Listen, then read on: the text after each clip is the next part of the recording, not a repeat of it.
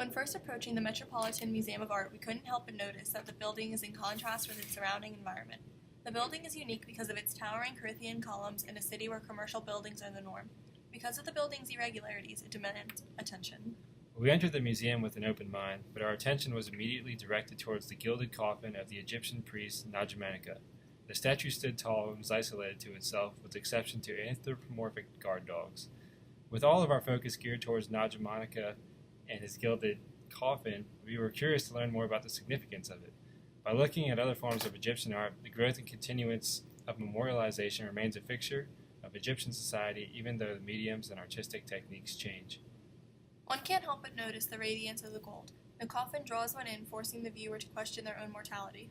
You can only imagine how much time went into crafting the coffin. Every inch of the coffin has a proportionate attention to detail that cannot be ignored. Najimanika's gilded coffin was created in the 1st century BC. The coffin was created with a variety of valuable materials such as gold, silver, carnage, and leaded bronze, which indicate Najimanika was a man of great importance and wealth. Though we were unable to make sense of the entirety of the inscriptions on the coffin, there are some universal symbols that even a novice can make sense of. The coffin has familiar Egyptian symbols such as a royal crown, threatening eagles, and scales representing justice and dispute mediation, which leads one to believe he was a respected member of the community.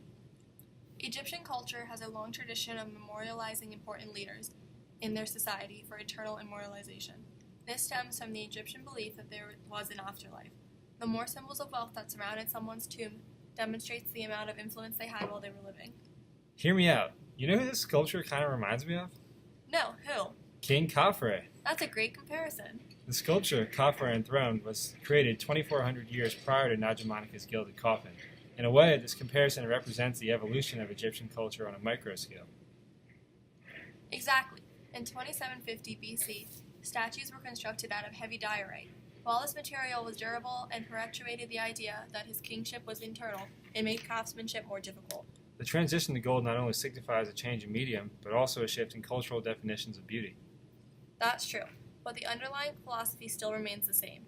While the Egyptians might have shifted focus in materials, the cultural significance of memorialization remained a fixture of Egyptian society for over 4,500 years. The Egyptians, in both cases, constructed pieces to conform to idealistic representations rather than realistic ones. Both Najimanika and Khafre's body postures appear stiff and lack lifelike realism. Though the sculptures are rigid, they reinforce the idea that they are in some way a position of authority. To the naked eye, the statues look perfect, but upon second glance, there are plenty of subtle imperfections that wouldn't be present in Greek or ancient Roman sculptures.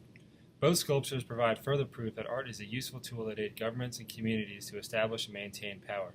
The Egyptian method of memorialization continues to transcend cultural borders, drawing people from all over the world to gaze in amazement.